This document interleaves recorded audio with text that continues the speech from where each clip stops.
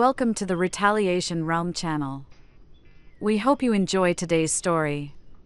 Robert chuckled when I questioned why he created a family card just for his in-laws. He confidently stated, "They're my family, so they should have a family card, right? What's the problem with that? If you knew who took you in when you were all alone, you wouldn't say such things." His arrogant tone caught me off guard. I wondered if he was always like this. He added, "If you're grateful, do more for my family, and then I'll acknowledge you as part of the family. Until then, it's like you're on a provisional license." This concept of a provisional phase in marriage was new to me. Robert pressed on, saying I wasn't yet a formal family member. If I didn't like it, I could leave anytime. For now, our family was just the 5 of us, and he referred to us as useless parasites. I understood his perspective, so I promptly canceled our joint credit cards and moved out. My name is Emily. I'm 27 years old and a freelance illustrator. I used to work for a big advertising agency but became independent after marrying Robert 2 years ago. My parents died when I was young, and my maternal grandparents took me in. When I went to college, I moved back to the city center apartment where I lived with my parents. I met Robert, a handsome waiter at an Italian restaurant where he worked. We rapidly grew closer and soon were called a couple, leading to a surprising marriage. I loved Robert then, quitting my job to go independent. Robert continued working at the restaurant at varying hours, making it challenging to maintain our routine. Despite this, our married life started happily. After about a year, Robert dropped a bombshell: his family wanted to visit. I agreed, despite having minimal interaction with them during our initial meeting. I saw this as an opportunity to get to know Robert's family better. Having lost my parents at a young age, I always admired the idea of a large family. However, when his family of 4 arrived, I was left speechless. His 32-year-old sister, who was 5 years older than both Robert and me, shockingly asked, "Which room is mine?" Her rude manner contrasted sharply with the polite greetings during our first meeting. Robert's 18-year-old sister stood silently without saying a word. Despite the abrupt greetings, I showed the 2 sisters to the guest room and assigned Robert's parents to the room that used to be my parents' room. It was the only Japanese-style room in the apartment, and I thought it would be best for them. Once settled, Robert's older sister declared, "Since we're going to be living here together, you better start serving our family properly." Confused, I looked to Robert for help, but he was laughing in a way I had never seen before. It turned out his family had given up their own home and moved into my apartment without my knowledge. Apologizing, Robert explained that their family home had to be vacated suddenly, and they had nowhere else to go. I wished he had informed me earlier, as I had assumed it was just for a date or 2. Expressing my inconvenience, Robert apologized and asked if they could stay until they found somewhere else to go. Unable to turn away the family of someone important to me, especially in their time of need, I reluctantly agreed. However, I would come to regret this decision. From the day they moved in, Robert's family showed no restraint. All 4 of them did nothing and left everything to me. Saying whatever they wanted, they made no effort to look for a house or a job. When I asked about their jobs, I got another surprise. Robert's older sister had quit her part-time job at a supermarket despite her age. She revealed she hadn't had a steady job since high school. Robert's parents had also quit their part-time jobs before coming here, and his younger sister was unemployed, lying about being a student. When I questioned why they weren't working, Robert's sister shockingly said, "Why should I work when I become part of a wealthy family?" She claimed I had received a big settlement and insurance money from my parents' accident, and since I didn't have a mortgage on the apartment, I could live without working. I protested to Robert, but he defended his family, claiming they needed time to rest. The tyranny of Robert's family worsened. They treated me like a servant at home and demanded money when going out. Reluctantly, I gave them some money, which they claimed to have spent without finding a job. If I confronted them, they would accuse me of lying without proof. Robert assured me he would talk to them, but as time went on, it seemed like saying anything was pointless. However, the frequency of their requests for money gradually decreased, perhaps because Robert addressed the issue. It seemed to resolve itself, but the money I had given them was never returned. After about 3 months of living this way, I noticed something alarming. Why was the credit card bill so high? Could it be unauthorized use? Upon checking the statement, all the charges were made with family credit cards, covering purchases from food and drinks to books, games, and expensive brand bags and clothes. Each item was labeled with a number from 1 to 5, indicating that 5 family credit cards had been issued. Currently, these credit cards are in my name, with Robert using the family cards. He had mentioned that it would be more convenient to consolidate payments and asked if he could leave it to me to manage them. However, it appeared these family cards had been issued without my knowledge. Robert's family stopped asking for money because they could now make credit card payments and cash withdrawals. When I confronted Robert about why he made family cards for his in-laws without consulting me, he laughed and said, "Well, do you complain when they say they have no money? What choice do I have besides? You know who took you in when you were all alone, right? Can you really say such things to the important family of your benefactor?" His arrogant tone stunned me into silence. I wondered if Robert was always like this. He added, "If you're grateful, you should serve my family more, then I'll acknowledge you as family too. Until then, consider it like you're on a provisional license." This concept of a provisional phase in marriage was new to me. Noticing my silence, Robert pressed further, stating that I wasn't yet an official family member.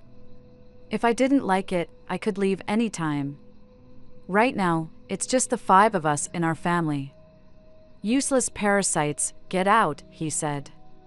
That's when I realized Robert's true nature.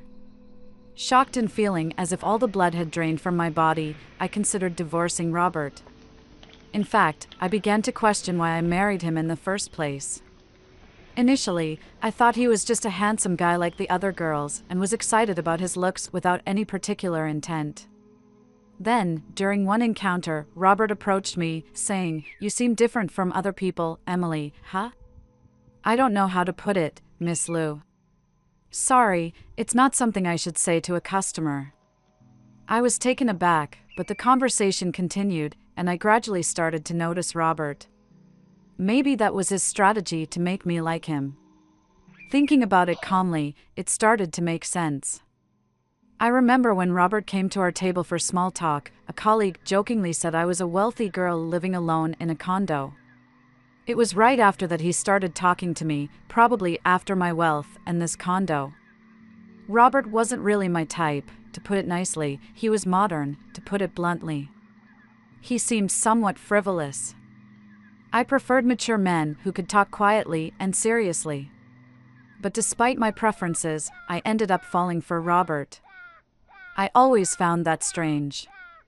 Robert was the so-called handsome guy, making it easy for him to charm a woman, especially someone like me, not used to men and newly into the workforce. I fell for his tactics and ended up marrying him. The thought made me frustrated and embarrassed. I felt like destroying everything in the house, but I wasn't foolish enough to act on that impulse. I decided to get revenge somehow. For that, I needed to endure this life a little longer. Like Robert manipulated me, I would control his entire family. The condo we live in was bought by my father with a mortgage soon after I was born. It wasn't very expensive back then, but the area developed rapidly with a new shopping center nearby, and now it's considered a luxury condo. My parents, hoping for more children, bought a spacious condo. That's why there's enough room, even with Robert's family moving in. But even with its decent size, having Robert's family around is a nuisance for me, especially while working from home. I'm enduring this only for the sake of revenge. As Robert's sister said, there's no mortgage payment for this condo. When I was 3, both of my parents passed away in a car accident. They died on their way back from my paternal grandfather's funeral, colliding with a speeding car on the freeway. That day, I was supposed to go with them, but I had caught the flu and had a high fever. My maternal grandparents came to the condo where we lived with my parents to take care of me, leaving me as the only survivor. The mortgage payments were covered by the group credit life insurance, so the only housing costs I pay are the management fees and property taxes. Robert, seeing the amount, said he would contribute a bit more than that to our household expenses. There's no mortgage, so if I put in that much, we should manage Emily's income, right? We'll each use our own earnings for personal expenses. Sounds good, doesn't it? I agreed, thinking maybe he was right. Until then, I had been paying for everything by myself, so I thought his contribution would lighten my load. Looking back, it was foolish, but at the time, I was blinded by my love for Robert and just went along with it. Despite whatever Robert may believe, he probably thinks he's the head of the household and the one supporting me. In reality, it's quite different. I cover most of the expenses, including utilities, food, social expenses, and entertainment. Now, with 5 additional real parasites added to my household, managing with just that amount became impossible. I wanted to get rid of them as soon as possible, but I pretended not to notice and endured it. I gritted my teeth and allowed Robert's family to shop freely, reminding myself that I'd be the one laughing in the end to get through these tough times. Then, 3 months after deciding to divorce, the day to act finally came. I'm tired. Please decide. It's either me or your family, I told Robert, presenting him with a final decision. He was surprised, but I continued without concern. None of your family members lift a finger to help around the house. They just dump all their chores on me. You know I work from home. I'm not just playing around. Yet they treat me like a freeloader and tell me to know my place since you're supporting me. I've had enough, I cried as I confronted Robert. He looked at me, smirked, and said, "Then you should leave. Didn't I tell you before you're not really a part of this family yet? Giving up like this means you didn't earn your place in the family." I pretended to be shocked as I looked at Robert. What are you surprised about? If you can't live with my family, then you're the one who has to leave. Oh, and since I'm not at fault, I'll take this apartment as alimony, and I'll take half of your savings as part of the property division. Ah, so that was his aim all along. That's why his whole family kept harassing me, trying to drive me out. I knew it, but hearing it outright was still a shock. It was someone I once loved and even married that thanks to this. I've made up my mind, I said firmly, deciding to divorce Robert. But this condo is mine, and I'm not at fault either. What did you say the reason for the divorce is? You allowing your family to live with us without consulting me, and your family ignoring me, I firmly told Robert. He seemed shocked that I outright rejected his proposal, not expecting such a response. It made sense, as I had always complied with his demands since our marriage. Thinking back on it made me angry. I don't want to spend another second with you all, so I'll leave now. But you should also prepare to leave. It's a joke, right? This is our home. We won't leave. Ever heard of residential rights? You can't just force people out who live here. Robert shouted. Ignoring his ranting, I left the house and went to my grandparents' place. I explained everything and asked if I could stay until things were settled. My grandparents were shocked to learn what I had gone through and scolded me for not consulting them earlier, tears in their eyes. I said, "Grandma, Grandpa, I'm sorry for worrying you, but I'll be okay now." I might look frail, but I'm not really, I forced out a laugh, tears in my eyes. The day after I left the apartment, Robert contacted me right away. "Hey, what's this all about?" "What are you referring to, the certified mail?" I was impressed by the quick work. I had left the divorce proceedings to a lawyer, and when I told them yesterday that I was leaving the house, they arranged for everything to be delivered today. I'm not paying any alimony, and I'm not leaving the condo, just so you know, Robert declared. But legally, you have an obligation to pay, and you don't have the right to continue living in that apartment, I responded. What are you talking about? That apartment is mine too since we're married. If you insist, then pay me half its value to buy me out, I said. Such an absurd claim. Talking like this is getting us nowhere. Please communicate through my lawyer from now on, I said, ending the call. I knew he would probably call again tomorrow, but I had no desire to talk anymore today. As expected, he called the next morning. Hey, what's this all about? He repeated the same line as yesterday, showing no creativity at all. What are you referring to? The card's not working. What did you do? What I did was cancel it.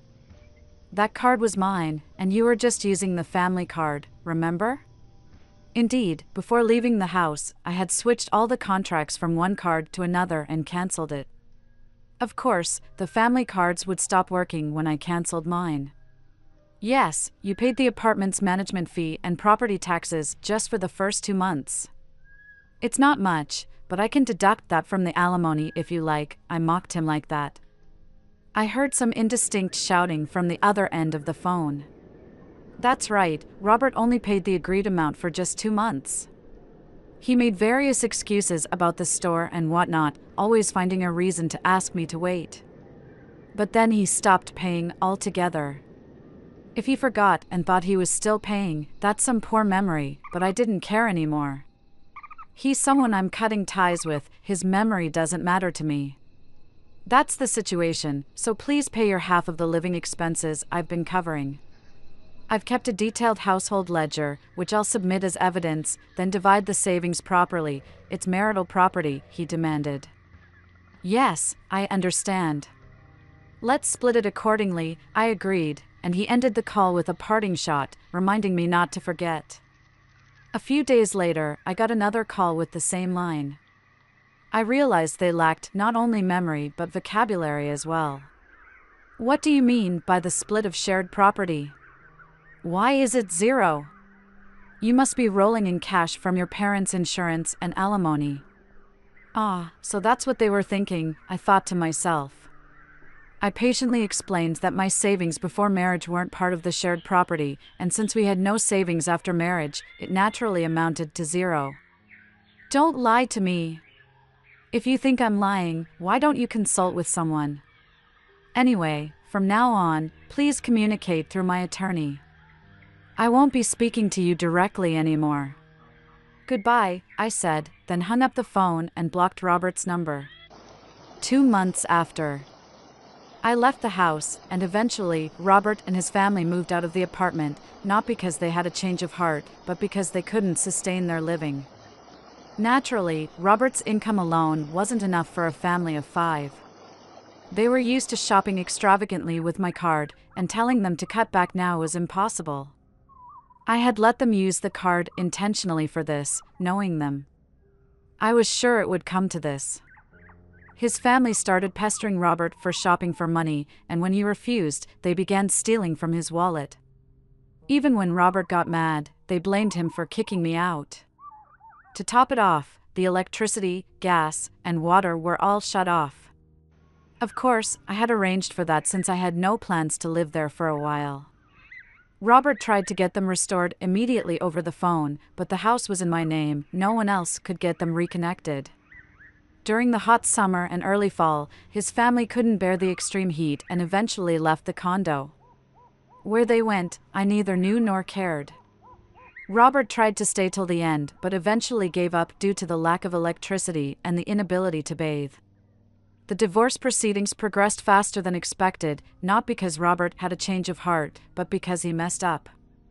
He cheated on me while we were still married, or rather, he had started making moves on someone, thinking he could kick me out soon.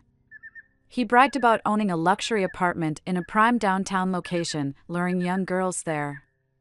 It's surprising he did this while his family was around, but he had a history of such behavior, so they didn't mind. He was handsome, so I suspected he might do such things before leaving. I had installed cameras in several places in the house, capturing all the evidence. Maybe he underestimated me, but he really did disrespect me. He brought his family into my home without my permission, made a family card, left me the bill, kicked me out, and cheated on me. I demanded a hefty sum in alimony for all these. When Robert saw the amount, he turned pale and desperately pleaded for reconciliation. But I had no such intentions. Knowing he couldn't pay, I made him borrow as much as possible from his company and took whatever I could get. When I threatened to sue him for fraud over the family card, he reluctantly agreed to my terms. Well, I hope he does his best to pay off his debt. The divorce is finalized, and I'm still staying at my grandparents' place. I haven't decided what to do with the apartment yet. I treasured it because my parents left it to me, but since they passed away when I was very young and I have no memories of them, plus all this has happened, I think they'd understand if I let it go. My work as an illustrator is picking up. I might live alone again, but it's a good time for that. I can work just fine staying at my grandparents'. I'll depend on them a little longer, then move forward with strength. Next time, I won't be fooled by a man who's only good looking. I hope to find a partner I can share my life with. Thank you for being with us and listening until the end. If you found it interesting, please subscribe, give us a like, and leave your comments. We'll see you on the Retaliation Realm channel.